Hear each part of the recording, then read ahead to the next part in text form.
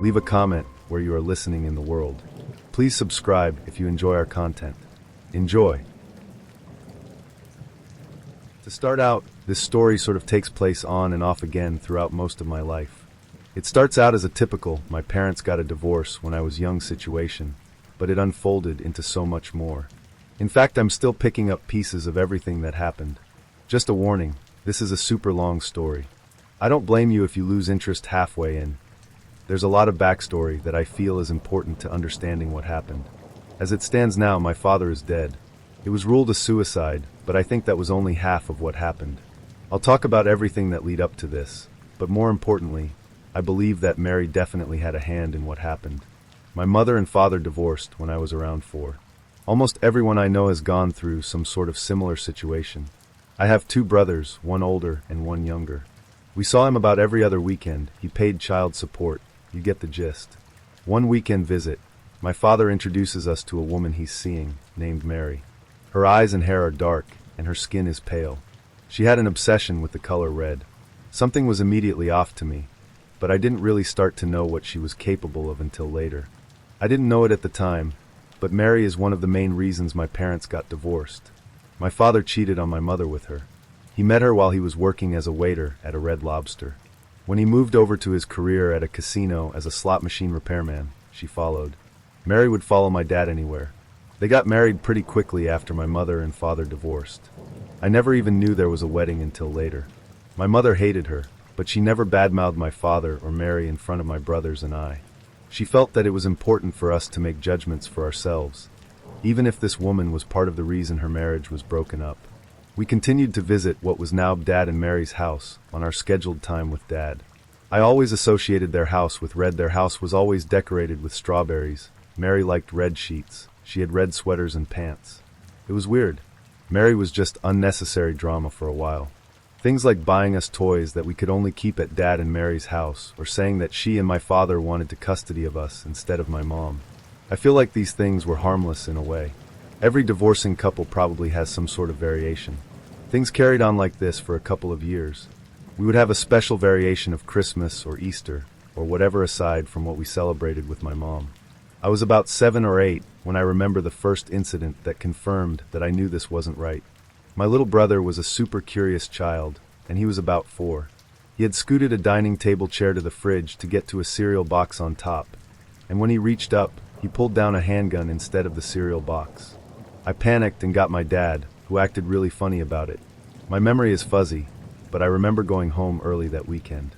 My dad didn't know the gun was there because it was Mary's. It was at this point that my mom started to have trouble with us going over there. My father got worse about being able to come pick us up. He was unreliable for the most part to begin with, but I know that he was 10 times worse when he was around Mary. My mom told me later, when I was much older, that Mary called our house around the time of the gun incident and said, "I want your life." My mother is a really tough lady. She grew up in East LA in California. This scared her. She was going to get a restraining order soon. I guess what Mary meant was that she wanted my mom's stability. Even as a single mom with 3 kids, she was doing very well for herself, and even dating. But even so, how long had she obsessed with my mom before she and my father ever got divorced? What did that even mean? Not long after the phone call, my mom heard her car being smashed into one night. Someone had taken a brick and smashed the driver window. Nothing was taken. I know it was Mary. We had no way to prove it, but I just know. My dad and Mary had a baby. Her name is Madison. I only remember playing with her for so long. I can't imagine all the shit she's been through. My mom met and married my stepdad pretty soon after that, and they decided that it would be best to move to Florida. We had other family there, and there weren't many jobs where we were living in Tennessee. I don't remember any problems at all when we were so far from my dad and Mary. We stayed for about a year, and then we moved back to Tennessee. My stepdad was able to get a better job again, and we were closer to my mom's parents. This is when the phone calls start. As soon as we moved back, we would get phone calls where someone would just listen for a few minutes, and then hang up. The numbers were always blocked, but I'm sure it was her. She always knew where we lived because we started seeing my dad again. The calls continued for years. It became like an inside joke. We all knew who it was, but there wasn't anything we could do. My father denied it. Anytime I asked him about it, he took her side. We fell into this thing where my mom was the bad guy, and anytime I questioned my dad and Mary's behavior, they were sure my mom was putting me up to it. Things escalated one night when my dad came to pick us up for a visit. My mom and Mary ended up getting into a fist fight, where Mary swung first, and my mom punched her so hard she fell backwards. My brothers and I watched from the apartment we were living in at the time. Mom went immediately to the police, but my dad and Mary never even called. My mom didn't press any charges, and the whole incident sort of faded away. We ended up moving into a big house a while after that, where we still are today. Dad and Mary started to have problems and split up. I thought maybe she would be gone for good, or at least gone for the most part, but she never really went away. My dad started to become a person we could somewhat rely on again when she was gone. I got to know my little sister more, the baby they had, and things were okay. She started coming around again, though. Whenever she was with my dad in front of us, she would whisper in his ear.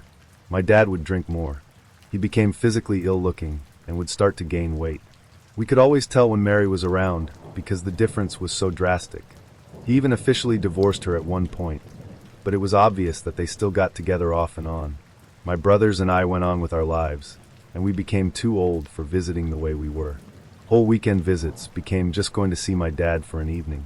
The whole time, however, the phone calls never stopped. They weren't as frequent, but they were there in the background, like a reminder that she was always there lurking. When I got into high school, visits from my dad just about stopped altogether. We usually talked on the phone here and there, and I saw him when I had events like a marching band competition, a formal dance, milestones like graduating high school. It was pretty common to go a while without hearing from him sometimes. Mary was only a thought. I hadn't seen her in years. I never saw her anywhere at all. The phone calls had stopped, but only because we had gotten rid of the house phone. I was a freshman in college, and I remember it being right around Halloween of 2009. I was shopping with my aunt for some cheap decorations at the Walmart by my house. I saw a woman walking slowly behind us, and my aunt and I both did a double take. It was Mary. She was totally following us around the store. She looked like she was maybe 50 years older than when I last saw her, and her clothes were disheveled. My aunt kept elbowing me to go talk to her, because we weren't exactly sure if this really was her. It could have been someone who just looked really similar. I worked up the nerve and went up to her. "Is your name Mary?" I asked. "Yes, it is." "Hi, Samantha. How are you?" Using my name like that really caught me off guard. She knew who I was, and wasn't bothering to talk to me. She didn't even act like she was being caught. I asked her if she had talked to my dad lately, because it had been a while since I heard from him. She swore up and down that she hadn't spoken to him for months, which I later found out was a lie. This was the beginning of my dad going missing. After I saw her, something happened, and it's hard to pin down what, but he completely disappeared. His cell phone was shut off, and when I called his work at the casino, where he had been working for over 15 years, they said that he was no longer working there and couldn't tell me why. My mom and brothers and I called the police to file a missing persons report. We didn't have to wait because it had already been several weeks since we had heard from him. They helped us make a flyer, and we looked and asked all over. Everything led back to Mary most likely being the last one to see him. By the time we started talking to her, it was mid-November. My mom and I called Mary, and she was told that she had, in fact, seen my dad on the night after Halloween. Mary told us that he was making a noose, and this would be the last time anyone ever saw him. We honestly didn't know what to believe. My dad was an alcoholic. It wasn't uncommon for him to say dramatic stuff, but we never considered suicide. When we told the detectives what Mary told us, they had her come in for questioning. She had told the detectives a completely different story, and her dates kept changing. There wasn't any evidence of anything, though, so there wasn't much they could do. The detectives did, however, tell us that we shouldn't talk to her anymore. To quote them, "We don't know what she's capable of." Things went on like this until they found him on January 4th, 2010. My dad was found dead in a storage unit. He had pulled his car in, shut the unit door, and let it run until he died, and he had been there for 63 days. There were several suicide notes, all dated for November 2 ND, one for my mom, one for each of his children. But there was an especially long note for Mary, where he doted on her and talked about what a wonderful woman she was. The suicide note even said for her to take any insurance money and use it on herself. The date on the notes was so close to the date where Mary said she had seen him. There are a million things that could have happened, but I know that she had something to do with it. Even if my father really did kill himself, I know that she helped push him over the edge. I'm not one to just blame someone. I know my father was a troubled man. He was an alcoholic, and he was a depressant most of the time, usually because of Mary. But there's something so frustrating and horrendous about this woman, and there's zero evidence for me to prove anything against her. She wasn't allowed to come to the funeral. My mom and parts of his family put everything together. There wasn't anyone he knew that hadn't heard of her, and everyone felt that she was a bad woman. I found a Facebook profile of hers months after they found my dad. There were only 5 or 6 photos of her, and some guy obviously happy, and they were all dated for January 4th, 2010. The next year, on January 4th, 2011, she showed up at my family's house. We didn't let her in the house, and she kept saying something about having some stuff of my dad's in the car. We told her to leave, or else we would call the police. That night, someone put red tissue paper in and around our mailbox. Even the next year, 2012, she called my mom and asked her to meet her in a Sonic Burger parking lot. She said she had a box of my dad's stuff to give us. My mom made my stepdad go instead of her, but she never showed. I feel like she wanted to do something bad to my mom. The next year, we didn't hear from her. I did some research, and it turns out that she was put in jail for making meth. It made a lot of sense for some of the things, but I still have so many questions and issues that are unanswered. Supposedly she was let out sometime last year, summer of 2014, I think. The correctional facility she was at has a website, and it says that she was let out for good behavior and rehab. I found a different Facebook that showed her with some other family. God help them if she's pulling the same crap as she did with mine. Today, I have no idea where she is, and until I can move far away, I don't want to see Mary ever again. Update 8/5/15. I just wanted to update this while it's still fresh in my mind. My little brother received a visit from Scary Mary in person. My little brother works at a video game store. It was around 8 p.m. last night, August 4th, 15, and Madison, Mary's daughter, came in to buy a video game. My little brother was shocked, and he didn't recognize her. She introduced herself, and my little brother couldn't do much. She asked for his phone number, but my brother didn't end up giving it to her because he had a weird feeling in his stomach. She took what she bought and left, and my little brother thought that was the end of it. But maybe 5/10 minutes later, in walks Madison again, with Mary by her side. My little brother immediately recognized her and started to panic. Mary and Madison stood at the back of the store, whispering to each other. He said that they were both smiling the whole time, and a couple of times they giggled to each other. Mary then looked at him right in the eyes, and started to head towards the counter my brother was behind. He said that he felt so angry, and his heart started to race. Instead of trying to confront her, he walked into the back of the store and let his coworker ask if he could help her. Maybe 10 minutes later, she was gone, and his coworker told him that she left without asking for anything. My brother thinks that she was just making her presence known, and that she thought she could catch up with him like they were friends or something. I just know that I don't want this woman in my life anymore. I don't want her harassing my family members, and I want to move as far away as possible. We documented this incident with the police department, and they said that if it happens 3 times, then we can file for a restraining order. I don't really know what else to do. Sad face. Anyway, I just thought this might be something you guys are interested in hearing. As much as I thought it finally might be over, she pops right back up again. It's not enough for her that my dad is dead. I guess she wants to have the last word. She always wanted to have the upper hand. But yeah, I'll keep everyone updated if I find out more. So this happened about 5 years ago while I was 9 months pregnant. I was Christmas shopping at the mall with my then 7 and 15-year-old daughters one Saturday night in a very safe city with very low crime rate. There was an Applebee's connected to the mall, and we ended our shopping pretty late, and the mall stores were starting to close. So, I took my kids to the connected Applebee's for a late dinner. We finish up eating at about 10 p.m., and leave out the Applebee's entrance into the practically deserted parking lot with shopping bags in tow. As we got to the car, I was in the middle of maneuvering the shopping bags on my arms to find my keys, when a 50-ish-year-old crusty-looking guy starts walking up from somewhere in the parking lot with shaggy gray/white hair and a faded flannel shirt and old jeans. I noticed him briskly approaching when he was about 40 feet away, and he said, "This is a stick-up, give me all your money." My blood ran cold, and I stared at him olishly and shakingly said, "W. What?" He then said he was just kidding and came up and stood right next to my daughters, who were standing on the other side of the car waiting for me to unlock the car to let them in. He then starts making small talk with me and my girls. He's asking things like if they were being good girls for Santa, how old they were, if we got all our Christmas shopping done, what kind of things did we get, etc. He didn't seem drunk, high, slow, or mentally challenged at all. He was very coherent and seemed of sound mind. Mind you, I was a heavily pregnant woman, alone with my 2 daughters in a mostly deserted parking lot at 10 o'clock at night, who was being approached by a stranger who came and stood right next to my kids on the other side of the car, just shooting the breeze, talking to me and my kids with his hands in his pockets and occasionally looking over his shoulder. I didn't want to aggravate him, so I was politely conversing with him and trying to look calm and nonchalant while trying to disguise my frantic hands digging inside my giant purse for my car keys. This exchange went on for a couple minutes while he periodically kept looking over his shoulder. I was silently panicking and trying to politely keep the situation from escalating by calmly and nonchalantly talking to him, while also trying in vain to find my damned car keys to get us out of there. They were in there hiding good.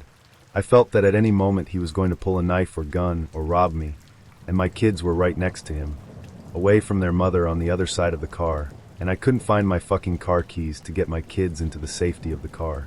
He kept trying to engage them in conversation, and I could see that my oldest daughter was a little weirded out, and she kept glancing at me to gauge my assessment/reaction to this situation. Kids often tend to not recognize potential danger when they are with their parents, since they see us as their protectors, and being that he was only talking and acting friendly, and I was doing my best to stay calm, they were oblivious to the alarming situation we all were in, and being 9 months pregnant, and that I was no match for this full-grown man, especially if he was hiding a weapon on him.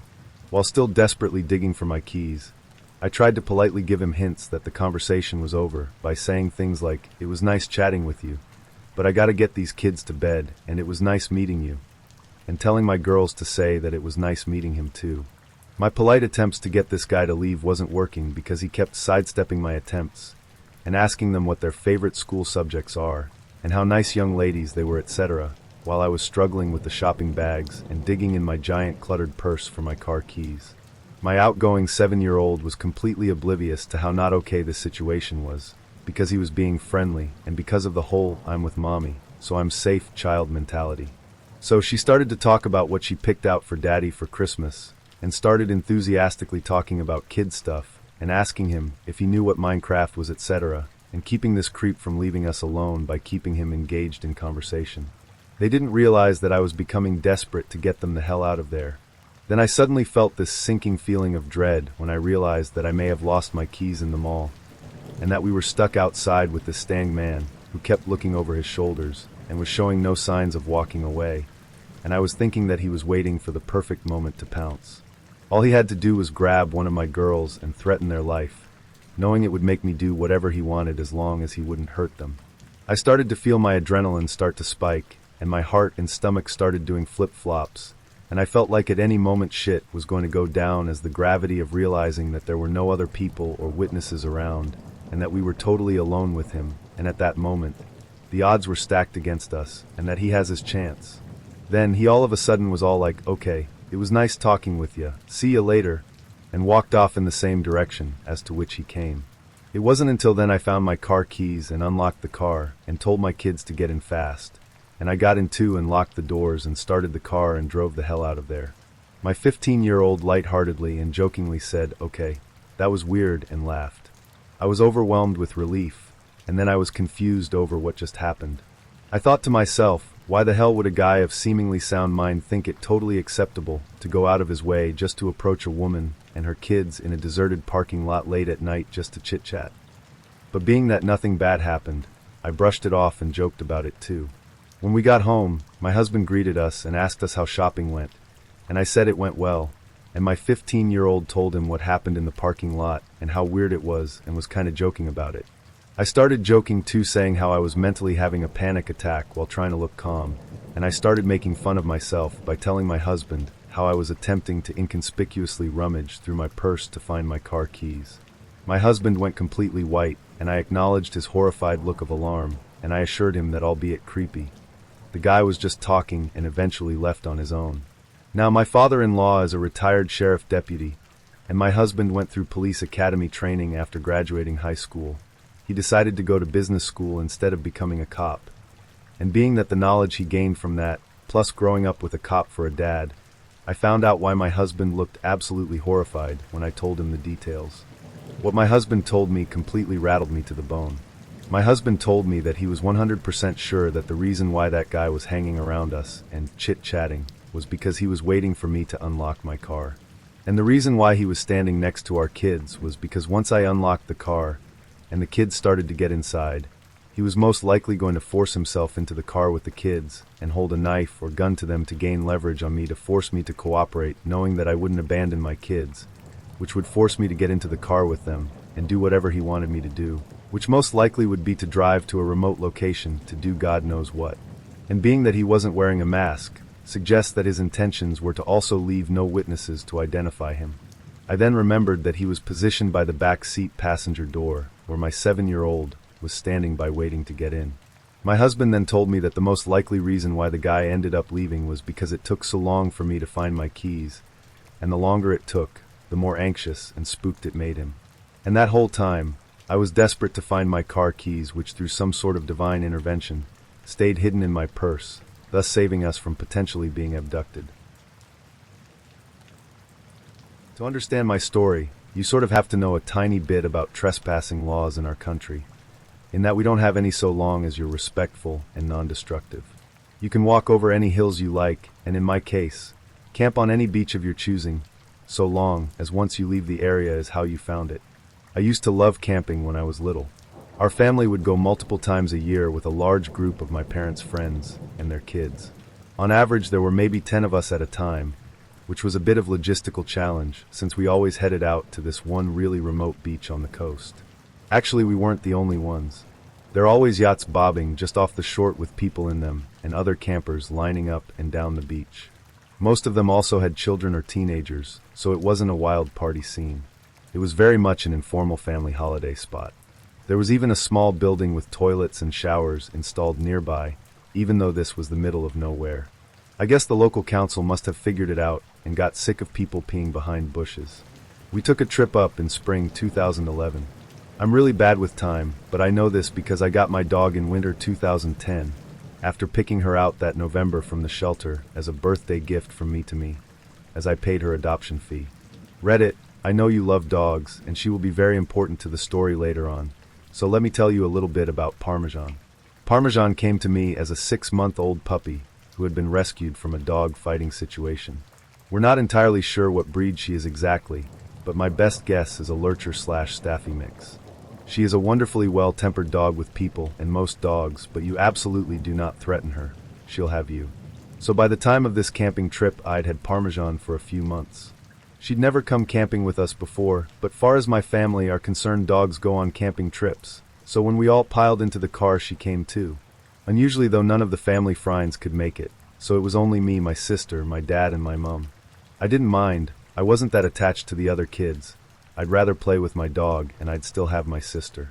The drive took the best part of 6 hours, and because we'd left a bit later, although I don't remember why we'd left later than normal, we arrived at sunset. Not a good time to be building a tent, but we'd expected to arrive to other campers already set up and the beach illuminated in campfires. The beach was empty. In spite of this, my parents started taking stuff out and trying to build the tent. They asked us to fetch some of the lighter bags from the boot of the car, while they sat pointing a flashlight at the sand to see properly.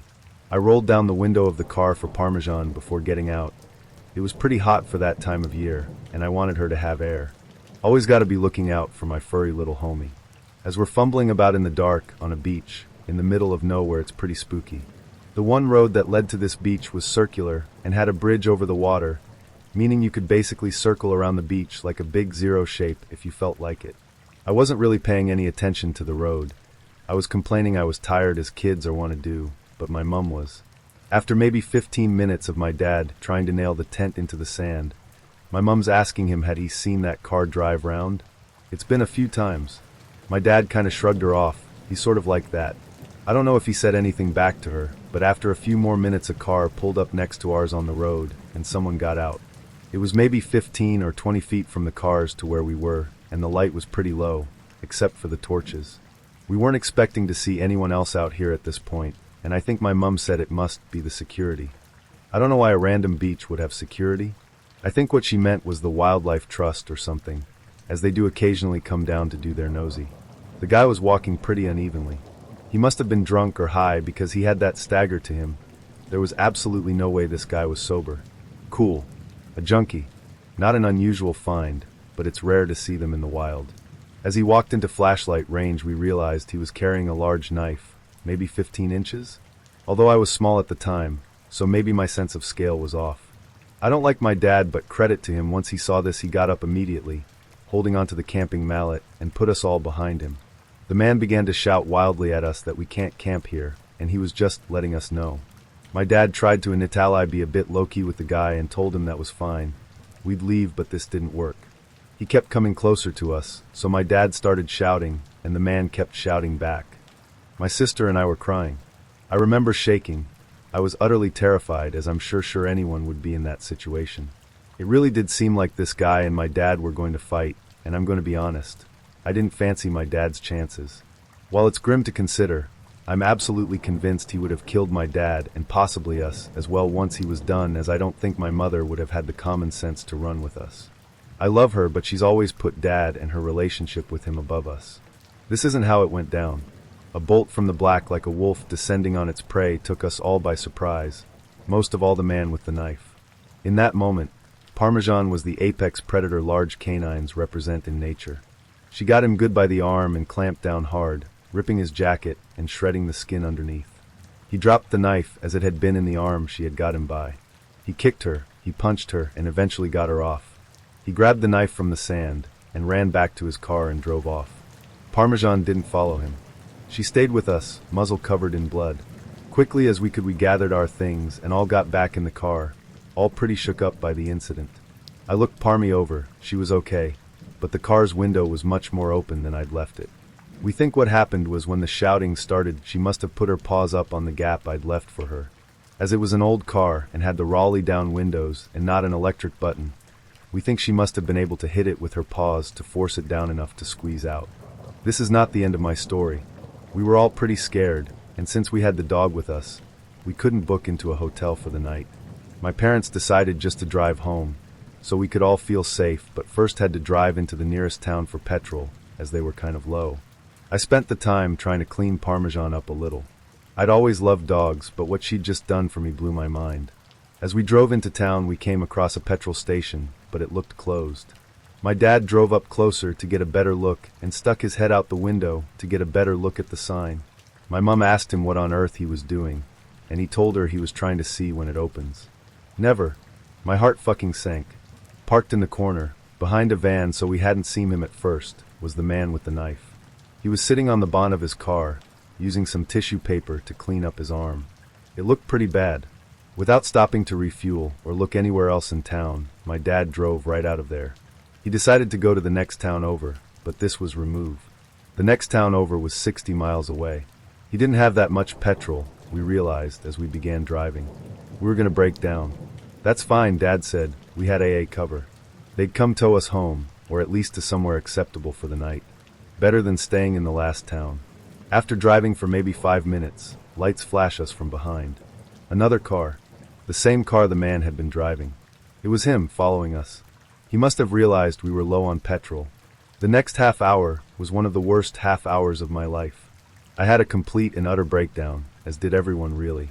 I could tell my parents were trying to keep it under wraps, so it wouldn't upset us, but we weren't really little kids. We were both double digits. We knew how dangerous this situation was. Dad turned off the radio to conserve petrol, and the man followed us for 55 miles before he peeled away onto another road. Our fuel meter was on the big red E for empty for the last 10 miles. We were driving on fumes. I don't really believe in God, but if he does exist, that was definitely one of his miracles. Once we got there, we drove into a petrol station and refilled to a full tank before driving the rest of the way home. Sister and I slept in the car after that. I only woke up once we made it all the way home, just grateful nothing worse had happened than that. After getting some sleep, my mum phoned the non-emergency line for the police and reported what had happened. They never got back to her after that, but apparently the woman she spoke to said they may wish to in the future, as he matched the description given of a suspect wanted in relation to a murder charge. No idea if he actually was that guy or just a random psycho. As I said, they never got back to her. So what's the takeaway then? Other than crazy man on the beach, let's not meet. Well, for me it's that I love Parmesan. She's still with us now, old as the hills and twice as grizzled as one of my mum's friends likes to joke. I don't know why she did what she did that day. I couldn't tell you what her thought process was. What I do know is that this poor puppy was born into an environment where they abused and neglected her, only to be rescued and taken to a shelter where her mother and siblings all found homes before her. Despite how badly people had treated her, when I took her home she forgave but never forgot. I think the saying is I never trust a person who doesn't like a dog, but I always trust a dog when they don't like a person. They have a very good understanding of human body language, and I think she must have understood how much danger we were in. If you're able to, please adopt. You might find yourself in a situation like mine one day. I promise you, if you're willing to save a four-legged friend's life, they will pay you back tenfold if they're able to, without a thought for their own safety. I paid £78 for Parmesan's adoption fee, which is a lot when you're a kid, but it chills me to my bones knowing if I hadn't been so instant on a dog I might be dead. This happened after I went to university, so I was 18. I made an effort to make friends after I moved onto campus, and ended up with a few groups to hang out with, including a new girlfriend, and plenty of people from my classes that I liked well enough. There was one class before lunch where it was traditional for people to go to the cafeteria afterwards to eat in pairs or threes. I wasn't very discerning about who I'd have lunch with, because I got on fine with most people from the class, and we were all trying to make an effort to be social. So when one girl, Lily, asked if I wanted to eat lunch together after that class, I didn't have any reason not to go. We talked about school and that kind of thing. Nothing noteworthy, but she did ask me to get lunch with her again the next week. It became a pattern, and there wasn't exactly a way to start saying no suddenly. It was fine, but it did mean I lost the chance to eat lunch with anyone else on those days. In hindsight, I suppose that was the point. One day in class, I asked someone if I could add them on social media. This happened in front of Lily. I saw her face jerk towards me from a couple of seats over. It was such a sharp reaction that it was hard to ignore, and I still remember it. By the time I got home later that day, Lily had sent me a friend request. No friends in common. Don't know how she knew my last name. I was a bit surprised, but I guess she just dug through the university's social media pages and found me through there. It gave me a bad feeling, but surely it was fine. She ended up messaging me a lot and commenting on anything I posted. I told myself that she was just awkward, and we became friends, if not close. I'd known worse people. She still always got me to go eat lunch with her after our one shared class. Other than that, we rarely spent time together in person. I saw her around sometimes, but I never went out of my way to hang out with her. So, it was mostly online messaging and seeing each other in group settings. Coincidentally, my girlfriend was also called Lily. This was something that clearly bothered Lily, not my girlfriend, who couldn't have found it less interesting. It's a common name. She occasionally hinted that she wanted my girlfriend to pick a different name, or joked about her not suiting it.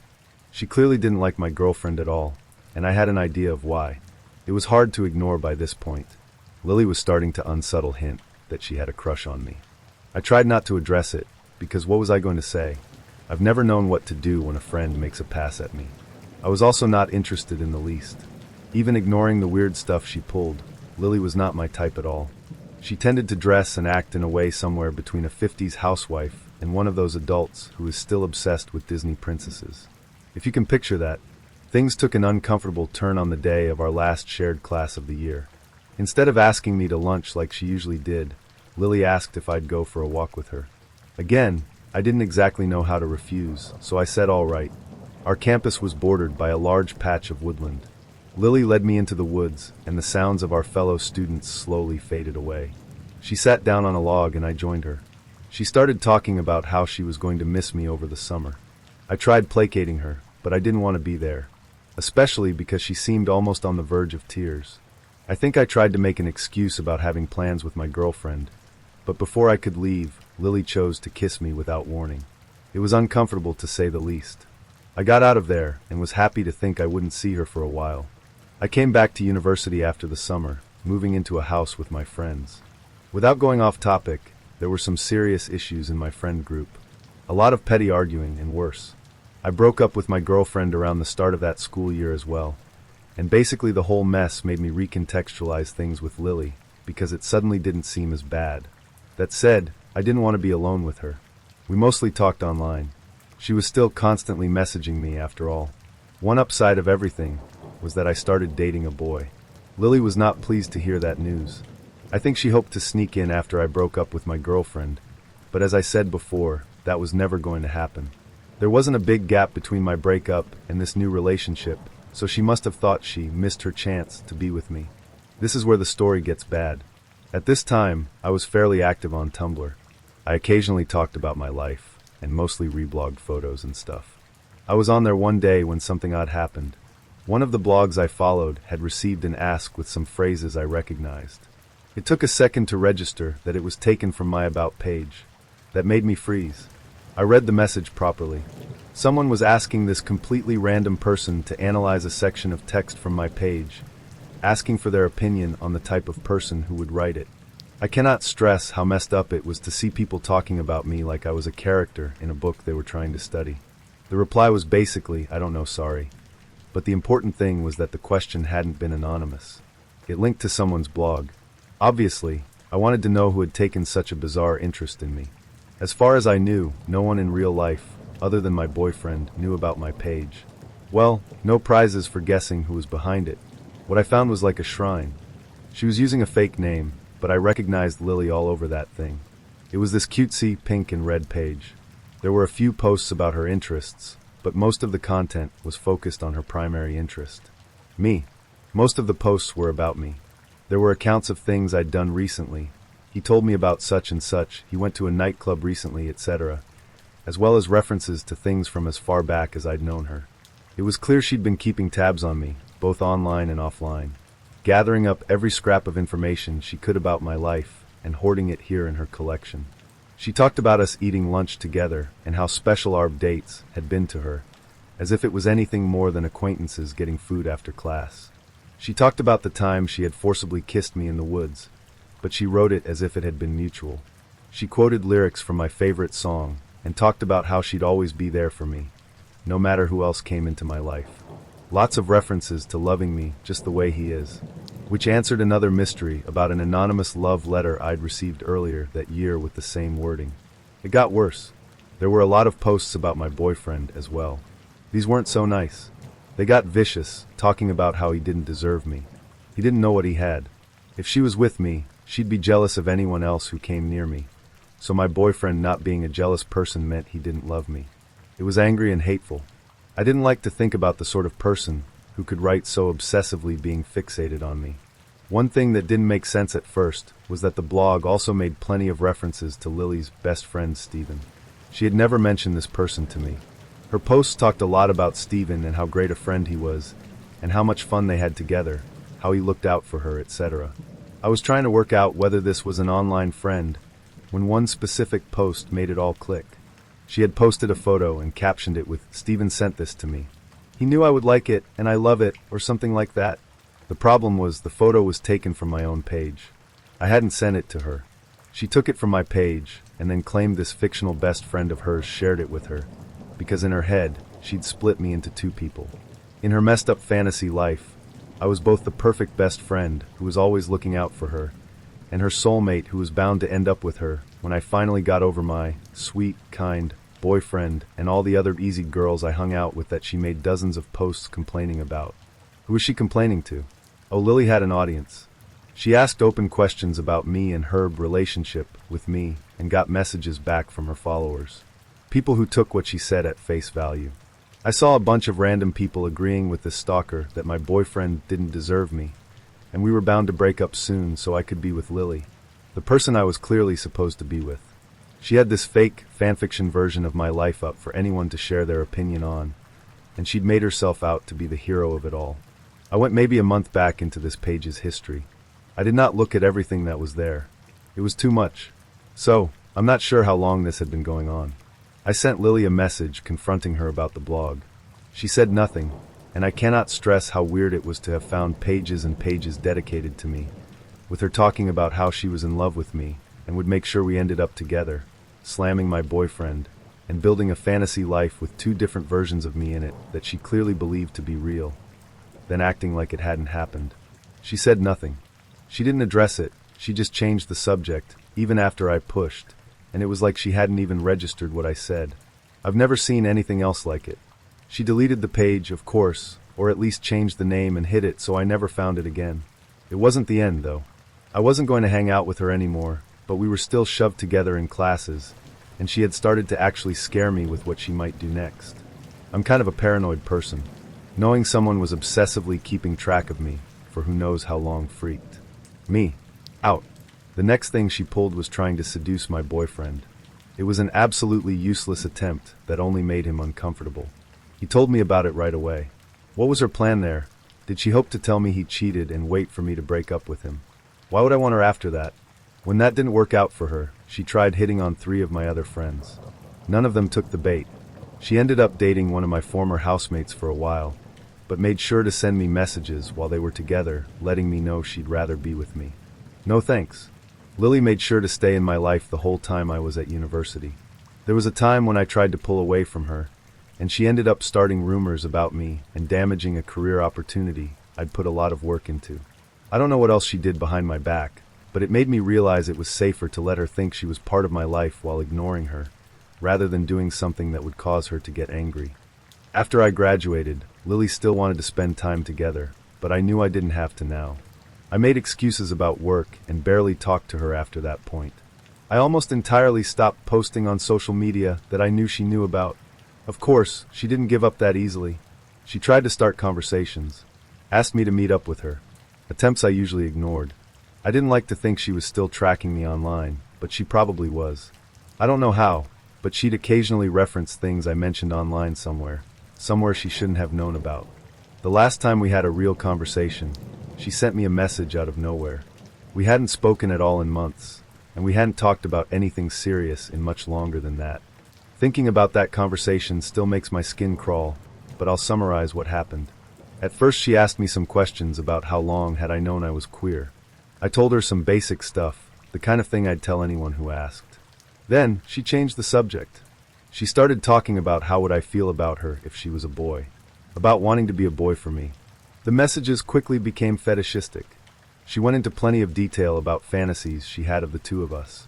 Again, we were not friends at this point.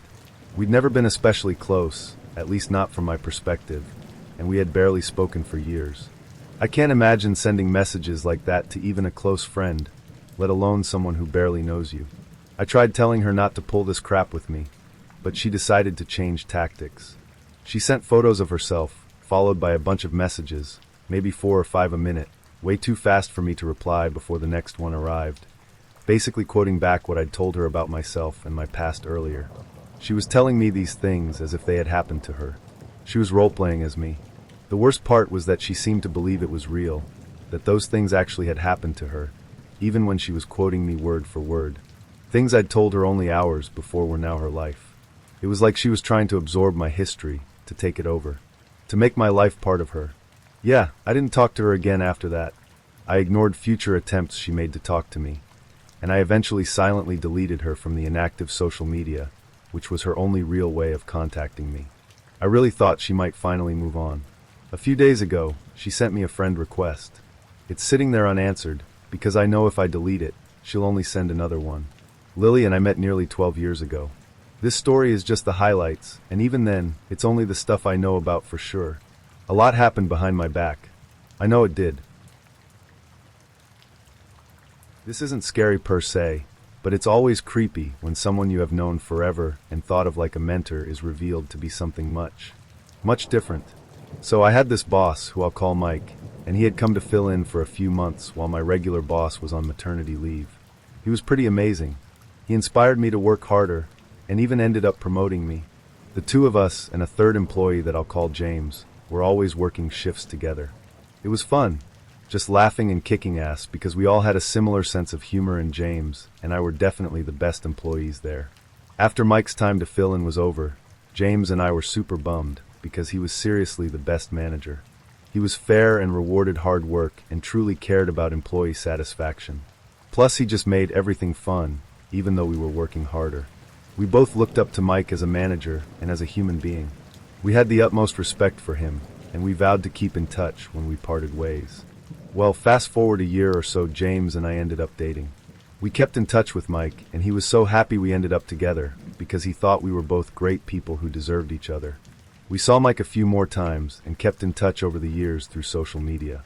When James proposed, and we started planning our wedding, we knew we wanted Mike to be in it. He was part of our trio back before James and I even knew we would be together, and the three of us had a bond. We asked him to read something during the ceremony, and he accepted, expressing how honored he felt. Well, when it got to the day of the wedding, Mike was nowhere to be seen. We kept calling him as the ceremony was quickly approaching, and finally James got a hold of him. Mike told him he couldn't get out of work and wouldn't be able to make it. We were both taken aback a little because the Mike we knew and looked up to would never bail like this, and not even let us know. We figured there had to be some reasonable explanation, and were pretty disappointed, but the wedding had to go on. We had James' niece do the reading, even though Mike's name was printed in the program. Well, fast forward again, a few more years. We had only spoken to Mike a handful of times since the wedding, but he had also taken the time to write me a beautiful, lengthy recommendation letter in that time period. There were no hard feelings about the wedding and James, and I still shared the highest of opinions of our friend. Then Mike kind of disappeared off of social media, and the next time we tried calling him, his phone number had changed. James and I exchanged sentiments of concern and hoped he was doing okay, but it didn't go much past that. One day James got a random call from a number that wasn't in his contact list. He answered it, and it turned out to be Mike, so he put it on speakerphone so I could say hello too. We had our brief pleasantries, but then Mike got into the reason for his call. He wanted to know if he could stay with us for a day or two. My initial reaction was of course, but James shot me a sharp look. So I added, "Well, let us discuss it, and we'll call you back." Before concluding the call, James inquired about what was going on. Mike said he'd been living with his father to care of him because he was terminally ill, but that he couldn't stay there another night because he'd checked the camera footage in their home and seen his dad on tape, standing over him with a knife while he slept. When the call was ended, James said he thought something was off. I didn't really get why he'd instantly be that suspicious. I mean, the story was insane and all, but it was Mike. James said something like, "We haven't heard from him in forever, and now he's calling us for a favor. He lives 2 hours away, and we're the ones he calls. Why wouldn't he seek the help of someone closer? He has family in the area too." I agreed that it was all odd, and it definitely conjured up a lot of questions, including why there were even cameras inside their house. But I still didn't like the idea of leaving Mike hanging if he was truly out of options. I told James we should call back and probe a little more. When we called back, James asked if it wouldn't be easier to have someone closer help him out, and asked about family in the area. Mike gave a vague explanation of why everyone in his life had turned against him. Then with the most mopey, disappointed voice, he said it was okay if we couldn't help, that he understood what was going on, and wouldn't bother us anymore.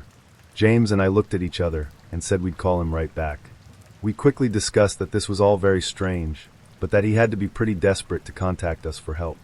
We acknowledged that his little bit about understanding if we were unable to help was meant to manipulate us, and we felt conflicted about everything, but ultimately decided a few days couldn't hurt. We called him back, told him he could come, and figured we'd give him the address, and that would be that. But he said he no longer had a vehicle and would need to be picked up. We asked about catching an Uber, and he said he had no money he could access at the moment, which we didn't pry him on.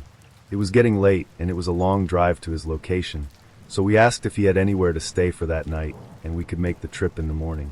He said he'd just sleep on a park bench or something, which again we knew was meant to manipulate us, but we didn't cave in on that one. We asked where we should pick him up the following day, and he gave us his dad's address.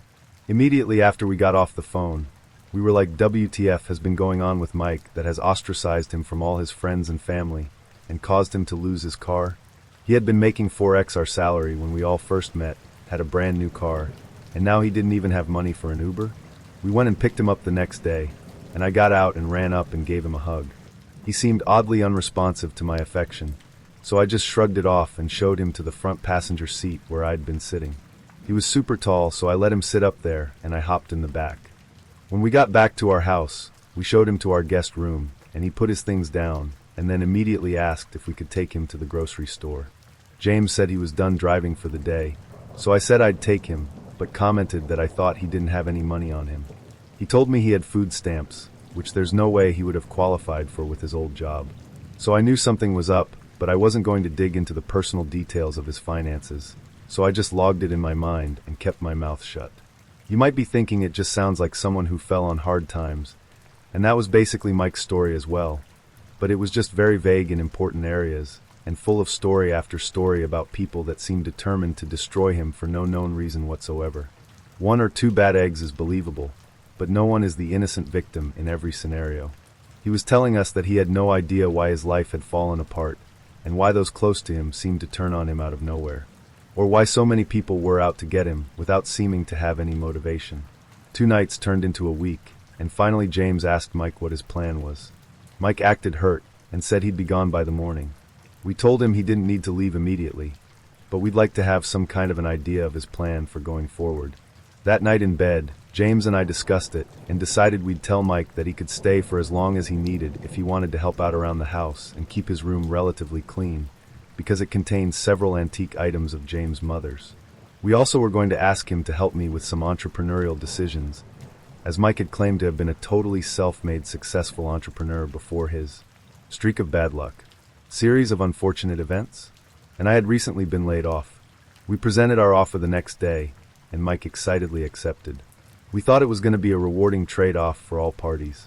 Now, this isn't a story about my marriage, so I'm not going to go too far into the wealth of problems James and I had, but a little info will be necessary. James was highly critical of me, and often talked down to me, and seemed to have nothing but negative opinions. I wasn't perfect, but I wanted to be loved, worked my ass off for James' approval. I was constantly trying to make him happy, but no matter what I did, I would fail in his eyes. After a few weeks, Mike clearly started to see the cracks in the marriage despite the fact that James toned it down in Mike's presence. Trying to be a good wife, I acted like all was fine in front of Mike, and never mentioned any dissatisfaction in my marriage. Mike and I started to spend a lot of time alone in our entrepreneurial pursuits. He was supposed to be teaching me the tricks of the trade within several avenues of making money, but we kept coming out with little success. He had excuses and explanations for why his wisdom didn't seem to be progressing us forward at all. But he was someone I greatly looked up to as a professional and a friend, so I just believed that it would all pay off soon, like he said. After living together for weeks, enough talking among all of us had been done to start noticing weird contradictions to many of the things Mike had told us.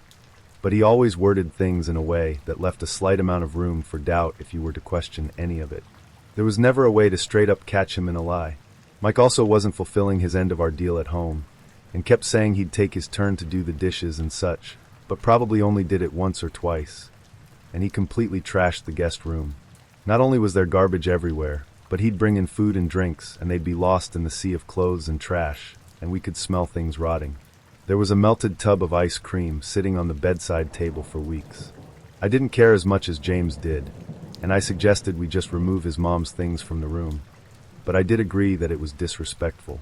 Meanwhile, things were getting more and more icy with James and I, and one day when I was out with Mike on a job, I broke down in tears about how much I was hurting about how James treated me.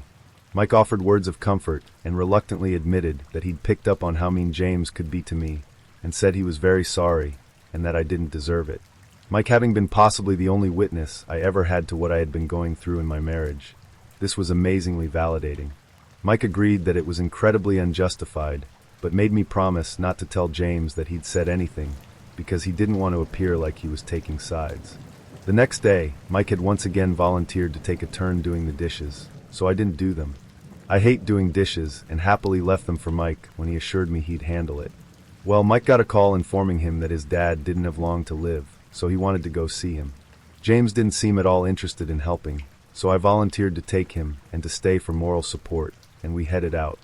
On the way to see his dad, Mike started to tell me his dad has dementia and makes up weird things, so he advised me not to take anything to heart.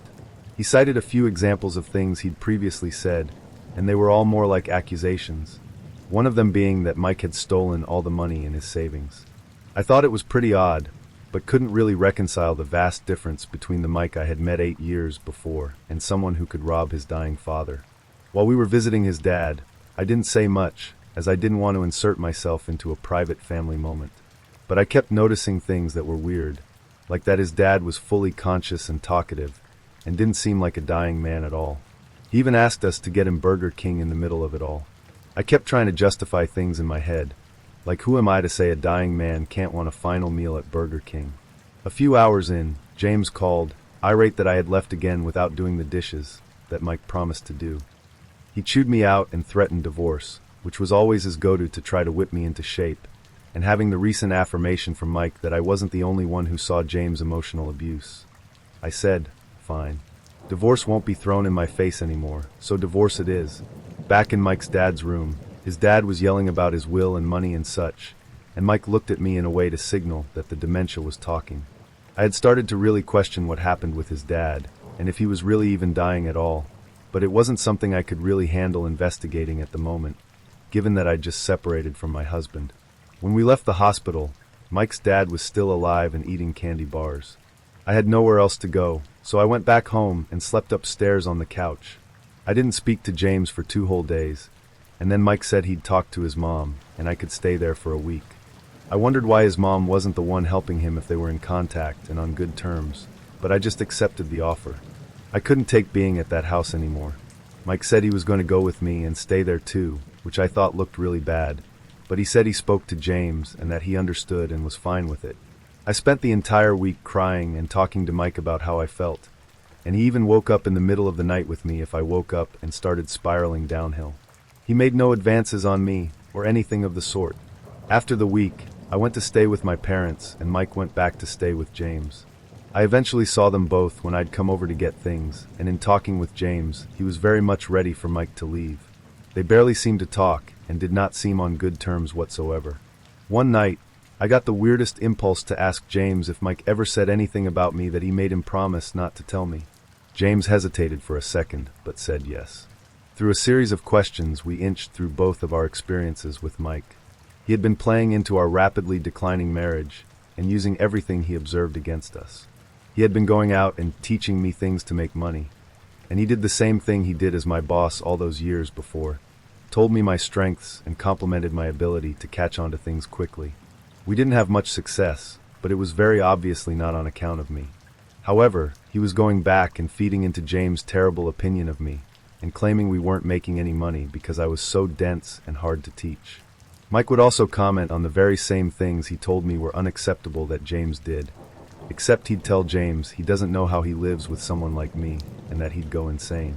He was carefully and strategically forcing our marriage to fall apart by exacerbating our personal fears and insecurities and systematically validating and encouraging our resentment for one another.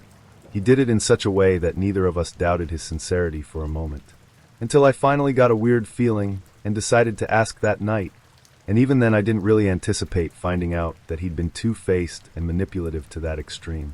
James kicked him out that night, and neither of us have talked to him again. As far as I know, I haven't spoken to James in 1.5 years. I proceeded with the divorce despite this, because even though Mike was an insincere piece of shit, he caused me to get enough distance from James that I was able to see I deserved so much better. Last I heard about Mike was from his mom, who called me to see why he'd been asked to abruptly leave James' house. I told her what he'd done, and she didn't seem surprised. I asked if she was aware of any mental problems he may have, and she said she didn't want to betray her son by giving details, but that he isn't right in the head. I asked about several of the traumatic events Mike had claimed to be the victim of, and she said there has never been evidence that any of it really happened. I don't know why he actively initiated the final downfall of my marriage, because I've never felt it was an attempt to be with me. I don't get what his motivation or gain would have been. Mike's mom texted me a few days after he left James' house to tell me he had been admitted into a psychiatric facility and wouldn't be out for a long time. She wouldn't elaborate. So these events go back a few years, so exact quotes may not be as accurate as I would like. Anyway, now that that's out of the way, a few years ago I had a job with my mother and my best friend Dan at Carousel Village, a carousel and minor attraction inside Roger Williams Park in Providence, Rhode Island. I didn't need to say that we worked there for many years before we were old enough to get real jobs, so this was really a lot of fun for us. Even so, we had quite the group of characters that I honestly never, ever want to meet again. So let's start with a simple little story about a guy named Steven. Steven was a contractor hired by my boss, Ron, to do some work on the carousel mechanics and work in our cafe as well. This was about 2 years before I started working there. Every day he'd come in with his 5-year-old kid. This little kid used to grab handfuls of candy from the gift shop and just bolt out the fucking door. Now I was working at my usual position as cashier for the gift shop when this first happened, and naturally I freaked the fuck out and chased the kid out of the building. As I'm explaining to the kid why shoplifting is the bad thing, his dad, Steven, who I'd never seen before, comes out of nowhere and just starts screaming at me for attacking his son when Ron said we could have anything we wanted in exchange for his contracting job. Okay, number 1. Step the fuck back, dude. You're like 6 feet 1 inch, and I'm a 5'8", 17-year-old who's just about to shit a brick from being yelled at by you. Number 2. You did this shit 2 years ago and expect to just walk in and take handfuls of candy whenever you want. Okay, whatever. Ron comes over and explains the situation and cools everyone off. Whatever, I leave the kid alone now. Sure, Steven's a bag of dicks, but that's it. Now things get weird. So about a month later, Steven and his son come in again and get in line for my mother's face painting table. When it's the boy's turn, Steven asks my mom if you paint him like a devil, to which my mom laughs and says sure. He continues, "'Cause we're devils. I sold my soul to a devil, so I could live forever, you know." My mom just nods and paints the kid for free, 'cause why would this weirdo pay for anything here anyway? Okay, sure, strange kinda, but nothing too crazy. It gets weirder. A few weeks later, just Steven comes in. He's got this weird curly beard going on, kinda like Jafar from Aladdin, which I think is really strange. At this point, everyone knows about this guy and his weird shit. So as soon as he comes in, Dan and I look at each other and just go fuck and prep for some shit. He walks up to the counter, putting candy into his pockets, and says, "Hey guys, you know I'm a pharaoh. Yeah, my son knows what to do when I die. He's gonna take my body into a special place so that I'll get reanimated and won't come back as a cat again." Straight face, totally serious. We nod and say congrats on the plan, and he walks off. Dan and I look at each other, and we're both freaked out. Ron takes the whole thing in stride like he usually does, joking with Steven that if he does come back as a cat, to stay away from Chinese food places. Steven gets kinda pissed, but Ron laughs it off. Okay, so the guy's Looney Tunes. That's my right. Now the scary bit. Steven then goes on to threaten the lives of a sponsor of the carousel, one of my co-workers, and about 5 customers, making vague threats about how they'd better enjoy their last carousel ride and shit like that. My mom calls the cops and explains that there's this guy threatening people. The cops show up and search his car, and they find a fucking loaded handgun. Yeah, so they took his ass away, and that was the last we heard of Steven. Well, sort of. A few years later, there was an article in the paper about Steven. He'd been arrested for child molestation. Apparently, he'd been raping his little boy for years, and his ex-wife had just found out about it. So there's weird, then creepy, then scary, then frightening, then sickening, all wrapped up into one person. I live in a small town. You blink and you miss it.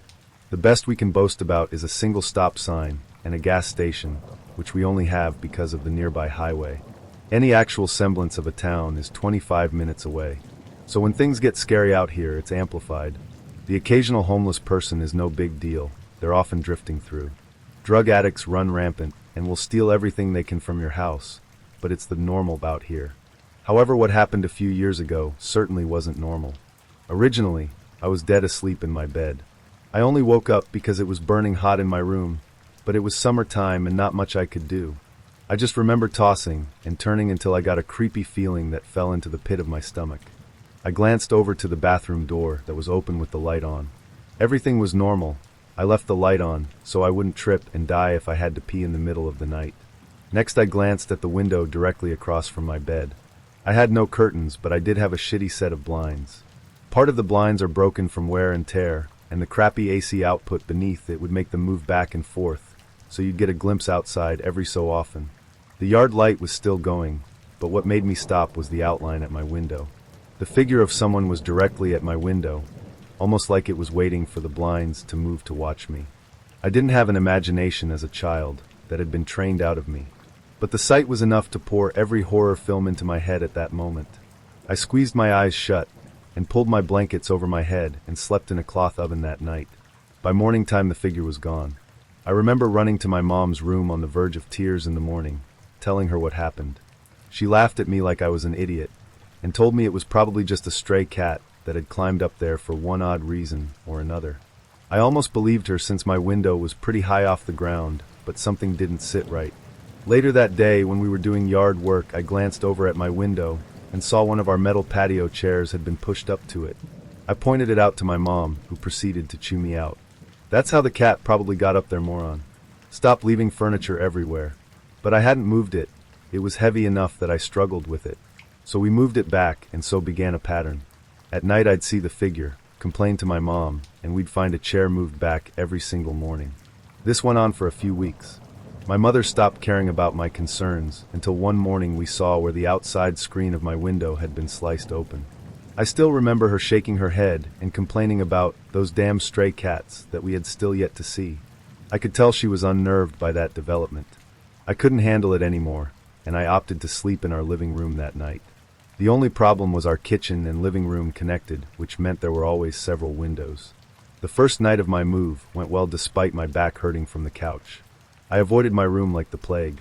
It wasn't until about 4 days later we ran into an issue. I woke up and glanced at the clock above the fireplace. It read a little past 3 a.m. I couldn't realize why I'd woken up until it happened again. There was a beam of light shining in from the kitchen window, almost like someone was shining a flashlight in. I saw it trace along the walls and land on the love seat across from the couch I was on. I was mortified. When I told my mom, she continued to laugh at me. I gave in and decided I would sleep in my dad's room, even though it had a gigantic window. He slept in the recliner with a huge TV, so I felt more safe having someone around. The yard light was directly outside the window, anyways it seemed foolproof. That was until I woke up out of habitual fear and watched through the window across from the bed. Everything seemed normal as time drug on, and I felt like a moron. Maybe my mom was right. That was until I saw a lone figure come out of the woods by the backyard shed, walk directly under the light, and head to the patio furniture like he'd been here plenty of times before. I still remember the large build the man had, and the confidence like he was the one who lived here and wasn't creeping around my yard in the dead of night. I just remember listening to the TV until I fell asleep again, hoping to get another glimpse. My dad would have been pissed if I had woken him up. He was grumpy on a good day and terrifying on a bad day. I didn't feel like risking it unless I had solid proof because I was scared. The next morning my mom chewed me out again for the patio furniture, which was routine almost a month later, but this time something new happened. She demanded I stop playing in the toolboxes of the garage. A bunch of tools had been taken out and left on our doorstep. Screwdrivers, a large hammer, flashlights, etc. It wasn't me. I begged with my mom and pleaded with her. Just stay up with me one night. We couldn't close our garage because it was an open carport, and I wasn't going to get my ass beaten for touching tools because of someone else. It was driving me mad. Finally she agreed. That night we would stay awake in the living room. I finally fell asleep before my mom did, but I remember her waking me up in a panic. She pointed to the window that overlooked into our garage. We could see the top of someone's head as they walked back and forth. There was a sound of someone placing metal tools down on the brick steps, as if they were trying to be quiet but couldn't fully muffle it. She whispered for me to go wake my dad. My dad was angry, having been woken up in the middle of the night by his frantic daughter.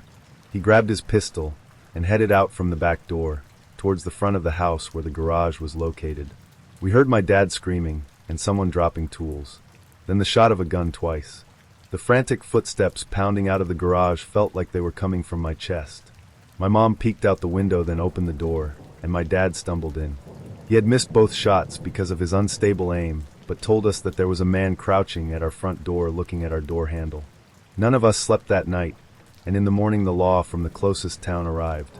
They didn't do much besides ask if anything had been stolen, for a description of the man, and then told us to install cameras. That was it. They said the guy was probably just looking for something easy to steal for quick money. If that had been the case, why hadn't he stolen the tools, the generator, the welder, or broken into any of the vehicles just sitting in the garage? We finally set up hunting trail cameras around the house, but nothing has happened since.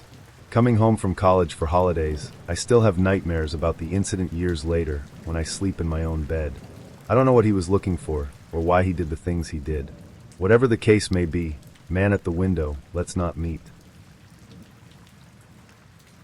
As I said, this happened a few months ago, if I remember correctly in January or February 2024. I was visiting family in southern France and did not want to stay at their place even if they offered, for personal reasons which I won't share here. Note that I visit them quite often and usually last minute, so I would never book the same place, and I would sometimes book a hotel room, which was more expensive, but better for me, as I don't necessarily want to socialize with the hosts. Even when I would book Airbnbs, I would always search flats or studio flats, and not a room in a flat/house where other people live, as I want to be on my own, so this is an important criteria for me. So I booked this Airbnb within walking distance to where my family members stay, and it looks very nice on paper. I think it was marketed as a house or ground floor flat with access to a yard and a garden. It was probably one of the cheaper options. I don't remember for sure, but I wasn't going there for leisure or planning to have a very nice place for myself to have enjoyable holidays, if that makes sense. So I really wanted something for convenience and wouldn't pay extra for any kind of luxury. There were not a lot of reviews, but the few ones were pretty positive. So I go to that place with my suitcase, waiting in front of the house. I contact the landlord, who should give me the keys, but he's late. I spent at least 1 hour waiting outside, and I'm trying to be patient, realizing at least the neighborhood is pretty nice and seems safe, even if I need to walk through areas that are slightly dodgy to get there from where my relatives stay. The landlord finally arrives. He seems like a good man and apologizes profusely, saying he was in another town visiting his cousin or friends, and time flew by. First red flag. He says they were drinking and didn't have time to sober up, so he had to speed on the highway on his motorbike while being tipsy/drunk. He stops and asks me half-jokingly not to say that in my review. I get a bit serious and tell him he shouldn't drink and drive, but he says he really didn't want to make me wait further. I tell him I won't flag that in my review, spoiler alert. I will, but didn't want to start off on the wrong foot. The guy is nice otherwise and seems trustworthy, very chatty, and open to socializing. And frankly, I was just happy I could finally get in and drop my stuff. Second red flag is when he tells me I will be living in a small flat adjacent to the bigger house he lives in. But I shouldn't worry because I would have my own place, own bathroom, own kitchen, etc. I don't like that too much, but I actually think it might be good because I am not super comfortable being on my own in a ground floor accommodation, knowing anyone can get into the yard and access the front door. Again, I'm paranoid. So knowing that someone I know is close by in case something happens gives me a sense of safety. God, was I wrong? He shows me around, all seems okay, it's pretty old, but as I said, I wasn't looking for a luxury stay. The part where I would stay is on a lower level than street level, not exactly like a basement because there is access to a garden, but I need to walk down a set of stairs outside and get into flat through the backyard. This shows mostly when I'm in the bedroom, as I see through the windows that it's clearly at a lower level. Next red, or rather yellow flag, is when he shows me a door close to the bedroom, which is the connecting door between my part and his house. I was kind of expecting that, but thought he might need to at least cross the yard or access through the front door to get into my part of the house. He says this door stays closed and it's locked anyway, not as a warning for me not to try to open it, but more like, you'll notice there is this door. It's useless for you, and what's beyond it is not part of what you're renting. We chat a little bit. Too long for my taste because I was tired and also still annoyed at his lateness and not in the mood to socialize. He gives me his phone number because Airbnb chat feature is not good. It's easier to use WhatsApp. And then he leaves. I start to settle down, open my suitcase, and get changed before leaving to visit the family. I then go back to the place in the evening and decide to have a shower. If I remember correctly, what I'm saying next happened before I took a shower because I remember locking the bathroom door, which I never do when I know I'm on my own, and I recall being quite anxious when taking the shower. So, biggest red flag before the last drop. I'm sitting on the bed, and hear a knock and someone saying my name. 2 seconds later, before I get the chance to answer or even understand where the noise comes from, I hear keys turning in a lock and a door opening. As you might have guessed, it's the connecting door next to the bedroom. The guy enters and says he can't find his phone, and if he might have left it downstairs. I'm a bit shocked probably because if he had come 10 minutes later, I would have probably been naked, ready to take a shower, or maybe walking around in a towel, since I'm supposedly alone. I know it might sound like I'm a pussy, but keep in mind I'm a relatively young woman alone in a house with a man in his 40s or 50s, who has control over when he can get into my place at any time. I stay polite and try to tell him that no, I haven't seen his phone. I would have noticed, there's literally nothing except my open suitcase on a couch in the bedroom. He still gets in, speaking a lot and very fast while I'm sitting there, not fully realizing what's happening and not having a chance to tell him to leave. He looks around the flat and obviously doesn't find the phone. Then he says sorry and probably asks if everything is fine, if I had dinner or something like that, and then leaves again. At that point, I'm really wondering if I should stay or not, since I know you get refunded only if you cancel 2 nights in advance. I just thought I would lose the money for the night that has started. It was already after 11 p.m. and the following one, knowing I had booked at least 4 nights. I really needed to take a shower, but questioning if I should. I try to see if there are available hotel rooms, but it's already too late to book or already fully booked. I decide to take my shower real quick, wondering if he could hear the shower, and decide that he forgot something else to get in again. Nothing bad happens. I then go back to the bedroom, get dressed as fast as I can just in case, sit down and think. I decide that I will just stay for the night, and I'll probably be less paranoid in the morning, if I'm still alive. That's when I notice the chairs in the bedroom. There are 2 and one of them has ropes tied around the armrests. The chairs are in good shape, and the rope is definitely not there to keep the armrests fixed to the chair, as they are just loose. To this day I have no idea why they were there. I still think I should sleep there just for the night, and try to use a chair to block the door handle in the bedroom, like in the movies. But guys, this only works in the movies. I try with both chairs, trying to pile them up, even trying to use the ropes one way or another. The handle can still go down enough to open the door easily. I think that at least if I leave them in front of the door, I'll hear if someone tries to open it. But the door opens the other way, and in any case, I didn't know what I'd do even if the noise woke me up. Again, I'm paranoid and anxious, but living alone abroad, my motto is to never, ever, take risks for my own safety, as I'm usually the only one who can save myself, so better avoid any tricky situation. Doesn't mean I never go out, but I wouldn't get drunk around people I don't trust, and I would take a cab if I feel unsafe going home on my own after midnight. I now live in a city that's rather safe, but had too many bad encounters, unfortunately nothing unusual for most women, not to be careful. So from an external point of view, this is a story about someone booking an Airbnb with good reviews, with a nice and friendly landlord who is just overly open because he likes to meet people, and the ropes are just a detail. But for my anxious and paranoid self, it's the premise for a horror story or thriller where you shout at the stupid and trusting victim to get away ASAP before the guy comes back. So I decide to call my brother, who came to pick me up around midnight for me to spend the rest of my stay at his place. In my neighborhood, we had a few burglaries. I work from home, and I am usually home alone with my son. We live near a busy mall, and our neighborhood, even though in a pretty good area, is close to highways and has 3 ungated entrances, so it makes it easy for people to break in, steal, and get out before police come. I scare pretty easily, so hearing an alarm going off nearby, seeing the police helicopter circle above, and having the neighborhood swarming with cop cars always freaks me out. We had a spree of guys going into unlocked cars and stealing stuff.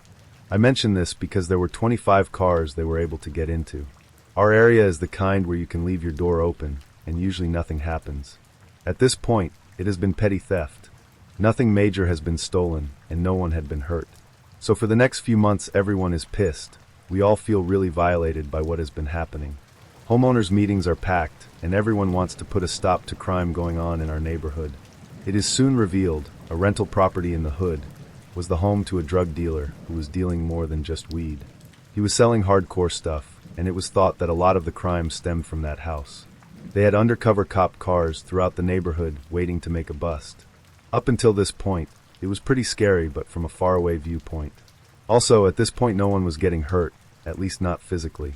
Our neighborhood watch sent information to make sure alarms are on, windows and doors are locked, and if a car is in the driveway, more than likely burglars will skip your home. Just lock your car doors. Since I work from home, my car is always in the driveway. One afternoon in April, my son and I were on a walk. It was a nice day, and about 2 blocks from our house the cop cars came rushing in. I was told to get back to my house as soon as possible. An officer actually escorts us to our door and lets me know to lock all my doors. There are 3 armed assailants on the run between my street and the next. They broke into 2 houses. In one a woman was home alone, and the 3 men raped her, tied her up, and left her. They broke into a second home, and they pistol whipped a man that was home. The next week, a woman was nearly kidnapped on a 6 a.m. run on my street. The fear was real at this point. Going out alone during the day or night wasn't happening. None of these criminals were caught. But then things die down. Usually every couple days there was a break-in. There was nothing after this in early April. In late May, I had to take my car into the dealership for some work. I was left without a car for 2 days.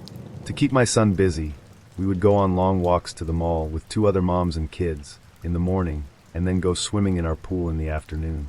A lot of the stay-at-homes grouped together because of fear of the recent things going on. This day, it was actually pretty nice out, so I had all of our sliding glass doors open, and I was letting the house air out. While I was bathing my son, I got a funny feeling, so I rushed and locked all the doors and blinds as quickly as possible. Even though it is in our backyard, I didn't feel safe leaving them open, with me down the hall in a bathroom. Just as I was walking away from the last door, I see 2 large men entering my backyard on our security camera in the kitchen. We have 3 stations in our house where you see the feed from the cameras inside and outside. We have one in our bedroom, one in the office, and one in the kitchen. My husband does security systems, so he set us up with the most elaborate and expensive unit. We have 2 padlocks on the gate, so I was pretty freaked out that they were able to get in. These men are big guys, at least 6 feet and around 220 pounds give or take. I am 5 feet 3 inches and 140 pounds. I am not a tiny girl, but I would be no match for these guys. The guys are trying to look through the windows, so I edge back into the bathroom and realize that I left my cell phone outside by the pool. So I cannot call anyone or get any attention from outside of my house. All I have is my work phone in the office that needs to be booted up to be used. I was on vacation for the week, so the system was shut down for the entire time. I grab my son, his diaper bag, and we make our way into my office. The room is pretty soundproof. You have to be screaming for it to be heard outside. It has access to the security cameras, and where you can actually hear audio from the cameras, and it has a heavy-duty lock on the door. My husband set it up, after the rape, so that it could be a panic room if we ever needed it. It is hidden in our garage, and unless you turn on all the lights in the garage, and you have to walk around his tool bench and a high shelf. If you're not looking, you may not even realize there is another room there. My son, thankfully, falls asleep on the rug in the room. As I am freaking out watching these guys, as they use a little hammer to break the sliding glass door to enter my bedroom, I am getting the computer started up to call the police. Once they are inside, I only am able to see them in the living room, kitchen, and my son's room. They are going into all 5 bedrooms my house, rummaging through closets and drawers. The larger of the 2 men walks in the living room. He has my cell phone in his hand, and he literally looks at the camera in the living room and waves with my phone in hand. He then opens his bag, he pulls out a knife, rope, and duct tape, and what I later found out was condoms.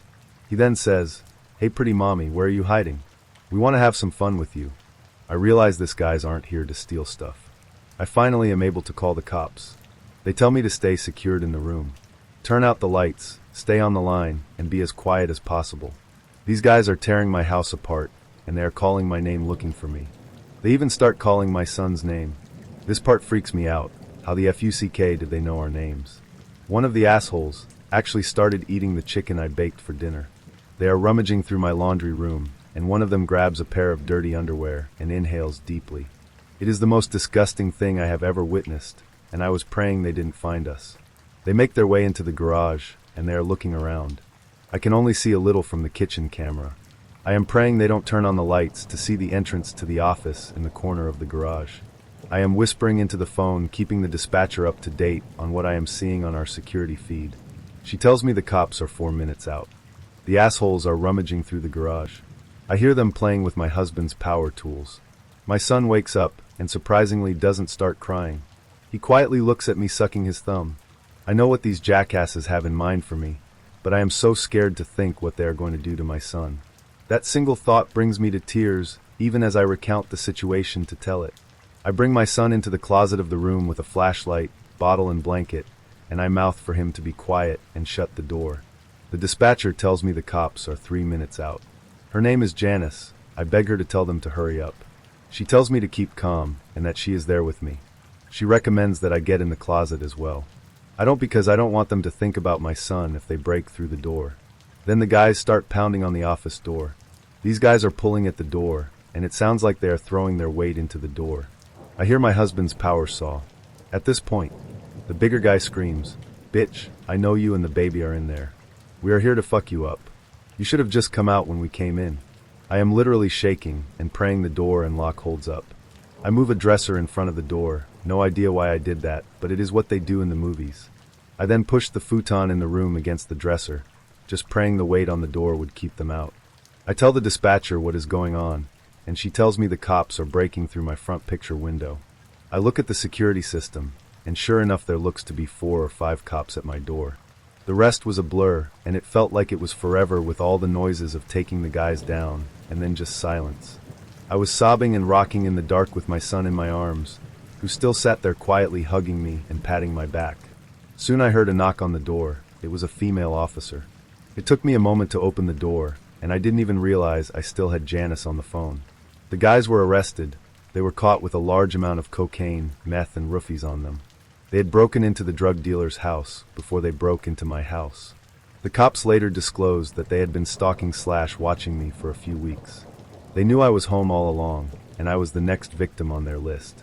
I thank God they didn't get to me because I have no idea if I would still be here to tell this story. We actually were able to sell our house 2 months ago, and we are moved out of state. Our new hood has a gated entrance. My house has security cameras in every room, and I have a gate around the entire property. To the rapists / burglars terrorizing my old neighborhood, let's not ever meet again. This took place a while ago, 2015-ish, but I'll probably never forget it. I, around 21 at the time, was still fairly new in my city. I had just gotten out of a bad relationship, wasn't in the best place mentally, and didn't know a lot of people in town besides my ex and his friends. I was on a dating / hookup app looking for people to hang out casually with, maybe find a FWB or something. I had matched with a 25-year-old guy, Simon. We talked sporadically in the app for a few days. He explained he was in a band and living in a house with his bandmates. He sent me their music. It was just audio on YouTube with a heavily edited still image of 4 or 5 guys playing rock instruments. One of them looked like him. The music was an interesting combination of styles and not really for me, but whatever, he seemed like a nice enough guy. He stopped replying for a few days, and I figured that was that, moved on. Then one day I was at work and got a message from him saying sorry, he'd been so busy, and inviting me to a barbecue with his friends and bandmates in their yard. He had explained that their band manager was providing them the house to live in. Based on the lack of views on the YouTube video, and the fact I only saw one photo of him playing in the band, I figured he was probably exaggerating the band manager thing. I thought it was more likely something along the lines of a bar manager friend giving them a discount on rent in exchange for being a house band at their bar, or something, and didn't think much of it beyond that. Normally I would have just said no to going to a barbecue alone at the home of someone I really didn't know.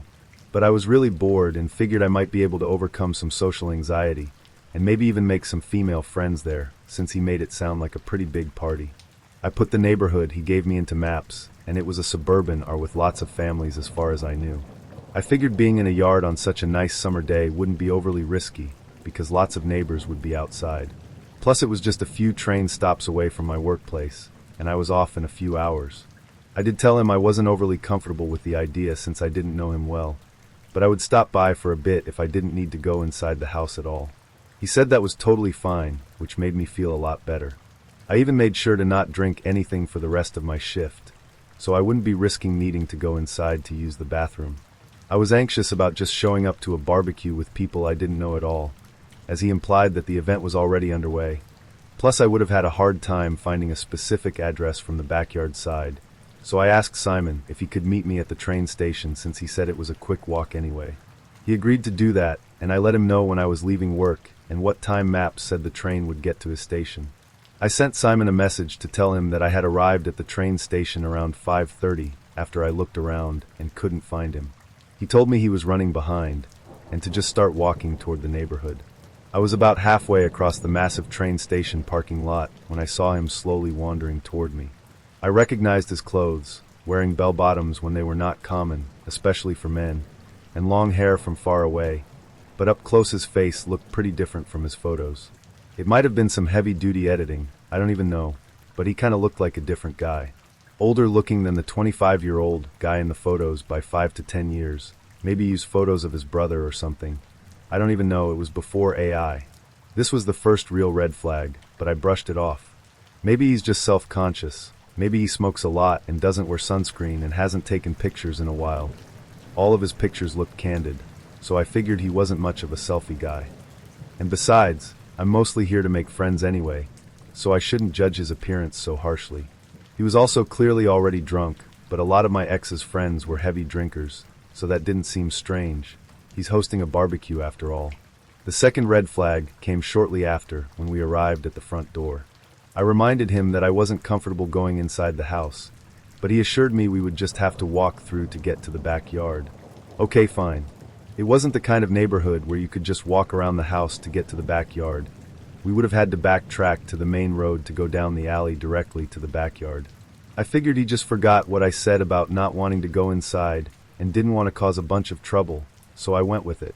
We got in the house, and he immediately closed the door and locked the deadbolt and knob behind me.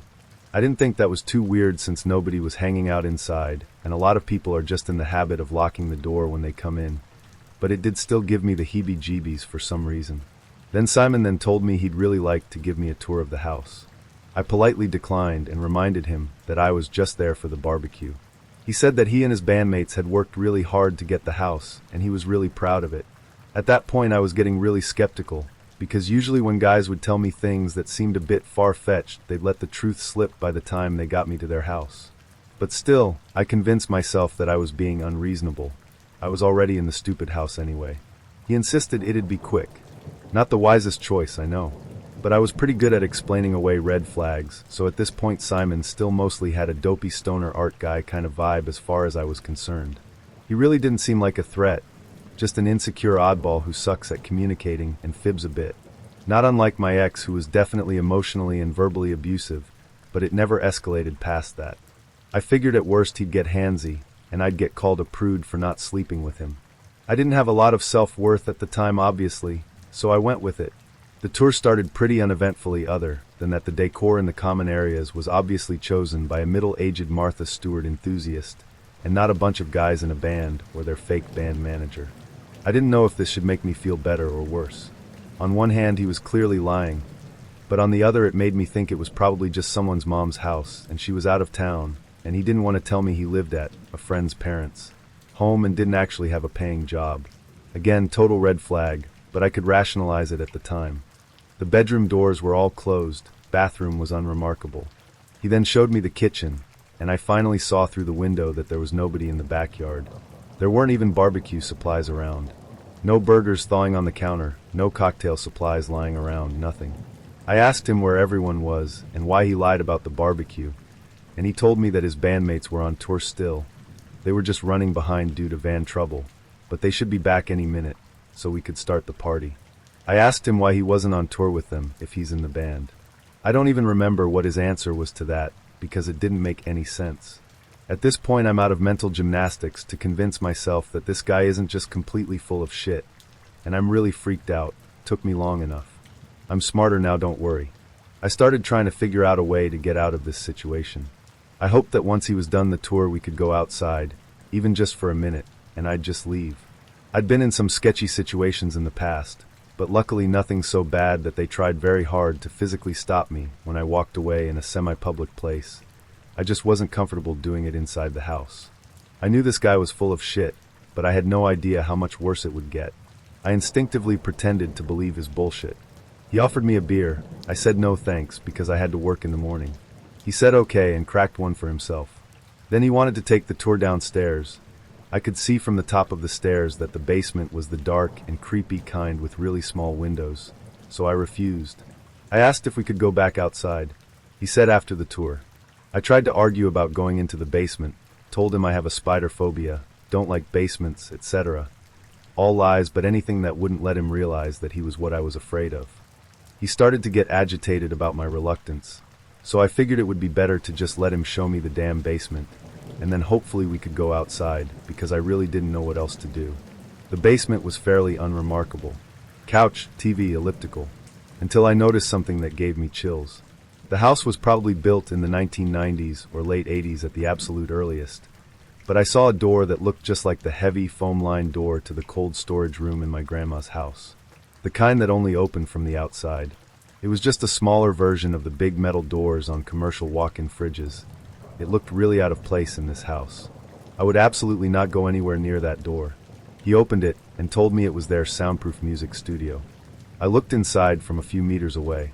It did indeed look soundproof. It was about the size of a bedroom, and I could see a few guitars and amps in it. Mattress toppers on the walls.